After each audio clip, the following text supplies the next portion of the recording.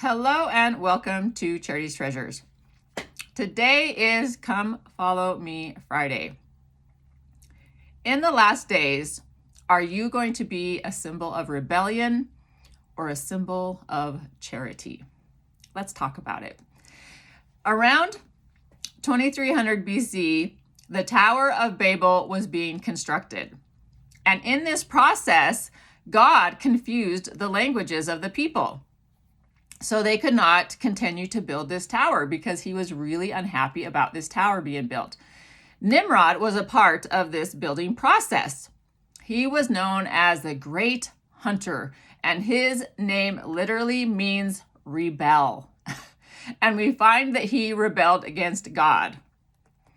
You could say, instead of being a mighty hunter for the Lord, as it pertained to maybe gathering Israel, he was a mighty hunter against the Lord and in favor of the devil. He wanted power, maybe even more power than the devil himself. He is said to have discovered and built up the cities of Mesopotamia and Assyria, and of course, Babylon. He became, as it is said, a symbol of rebellion against God. In Genesis 10, it says, we understand that Nimrod was the son of Cush. Cush was the grandson of Noah, and we all know who Noah was. Now, Nimrod was known as a mighty hunter going against God, and Cush was known as a mighty one on the earth and of a conquering nation. He also founded cities, including the cities of Nineveh. Again, this is interesting as we have talked about names in the past couple weeks and how these names foreshadow one another. Both these hard-hearted men are mighty in some regard, and they both were initial founders of cities. Cush was not as seemingly evil as was Nimrod, but we can see in this scenario that wickedness became more prevalent through the passing of generations. And especially we see that in these generations. At the same time, the establishment of Babylon and the Tower of Babel was being constructed. The Jaredites of the Book of Mormon, who were at the Tower of Babel, were preserved. So the Jaredites were at the Tower of Babel. And they came across the many waters to establish, and in essence, were the first founders of America. Their language was purposely preserved, and God sent them directly to the promised land of America. As we learned about Noah, we can see the correlation between these two stories, the story of Noah and the story of the Jaredites. The city of Enoch was preserved and sent up to heaven, which was in essence a promised land. And the Jaredites were also sent to a promised land because of the wickedness of the Tower of Babel, and they were sent to America. Sadly, the Jaredites were not lifted up to heaven like the city of Enoch. Instead, they ended up devastatingly destroying each other from off the face of the earth. In Ether 2, which is where the Jaredite story is in the Book of Mormon, the Jaredites died off about 500 years before Christ came to the earth. And after they did so, another people were brought across the many waters in the same sort of scenario as the Jaredites. And once again, America was inhabited by a chosen people of the Lord. The people were called Nephites. And we'll talk a little bit about this a little bit more as we cover the dream and vision of Lehi, probably on Sunday. The Jaredites, before they built a vessel to go to the promised land, they went down into the valley of Nimrod. The Jaredites soon left the valley of Nimrod, and God guided them into the wilderness. And they were in the wilderness for a very long time, many years, and eventually came upon the sea where they would build barges in the valley by the sea. While they were in this valley by the sea, they carried with them Deseret, which by interpretation is a honeybee, which is where we came up with the name Deseret for our church entities. and the symbol of the beehive because of the Jaredites, and later the Nephites, who also carried honeybee to the United States. So that is where the symbol of the beehive and Deseret come from, is because of these two nations who crossed America, who crossed the land, across the ocean to come to America. That is a reminder for us as a church that of the Jaredites and Nephites story when we see Deseret and the honeybee. It also has a lot of other meanings, like combining your efforts together and stuff like that, which we will be talking a little bit more throughout the year too. So that symbolism carries on throughout all different kinds of topics. We can correlate these two stories with our present day America. When the new America was established, as it is called today, there were already people on the earth. And these people were the genealogy of the Nephites, which were the American Indians, right? Who were the second people, the Nephites were the second people to come to the land of America after the Jaredites destroyed themselves. So God was like, okay, I'm going to bring someone else across. You guys destroyed yourselves. This is an important part of history that Candace and many others people are missing in the world. If we are going to learn from history, then the Book of Mormon must be read and studied by those who want to learn from history in order to change its forever rounds of continual destruction. And if they do not study these stories in the Book of Mormon, it will be so much more difficult for them to change history and to go forward winning the battle against evil, if they do not have all the histories that God has given us in order to win those battles. So we talk about eternal rounds. And this history destruction of people, it's like a eternal round of destruction, right? But what is the difference in these last days? The difference is we have the Book of Mormon to learn from. And when we study the Book of Mormon, that will change the never-ending cycle of destruction. All right? It's important that you study the Book of Mormon, even if you don't believe it. If Candace doesn't believe in the Book of Mormon, she can at least study it and pertain it to history and the rounds of destruction that comes from history and its continual round of destruction. Okay, we see, and Candace has talked about this, that our government and the government of the world are going to try to build Babylon. Or they're going to try to build up Babylon. And in essence, symbolically, are trying to build a new Tower of Babel that they think will make them gods, instead of the God of heaven that we as Christians worship. They want to be like Nimrod and establish a powerful kingdom that they think will make them like the gods. We can see this in the world today as our government even now is attempting to take over all these other lands in the world so that they can possess power, the richness, and the valuable minerals of those lands.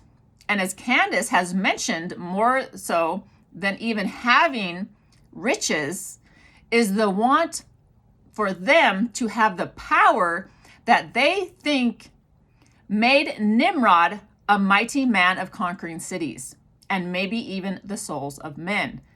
The power of Satan, who they think has more power than the God of heaven that we as Christians believe in.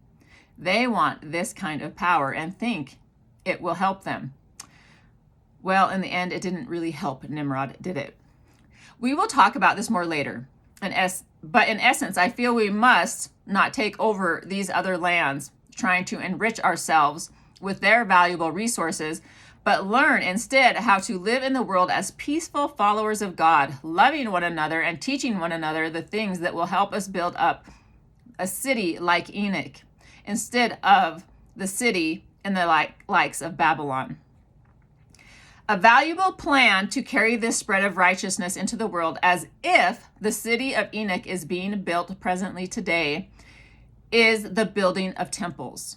We see that God is infiltrating his houses of worship throughout the world.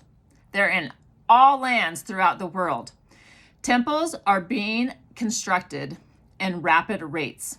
This building of temples is a big step in building the new city of Enoch, or rather what the church would say, building the old Jerusalem in Israel and the new Jerusalem here in America as we take back, as Christians, the old Jerusalem, which is known today as Israel, which rightly belongs to God's people, including the Gentiles and all the lost tribes of Israel, not just the Jews who are a part of the tribes, but they are a part of the tribe known as Judah.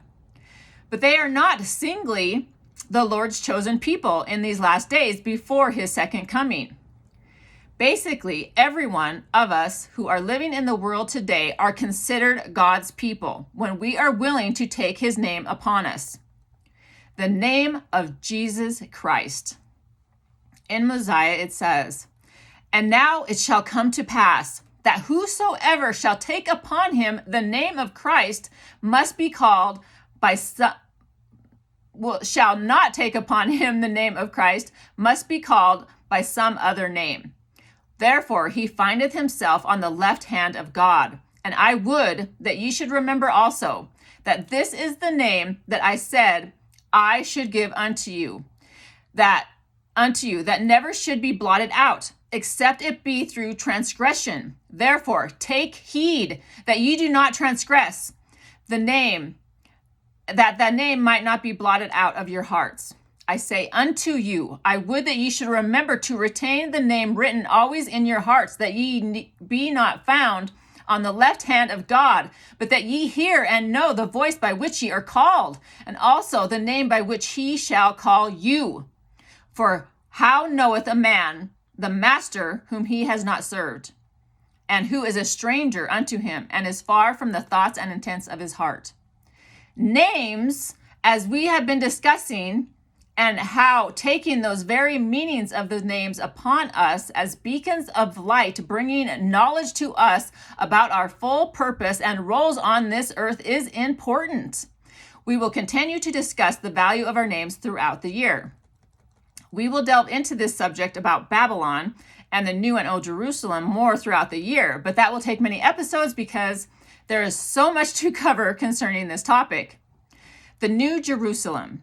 In Doctrine and Covenants 57, we find that Joseph Smith identified Independence, Jackson County, Missouri, as the location for the New Jerusalem, which is referred to as Zion, which is like the city of Enoch. We could compare it to that, right? This would be the center place where the saints were to gather, build a temple, and prepare for the millennium. He later taught that Zion, or any place where the saints gather, encompassed all of America. In August 1831, Joseph Smith dedicated a spot for the temple lot just west of the courthouse in Independence, Missouri.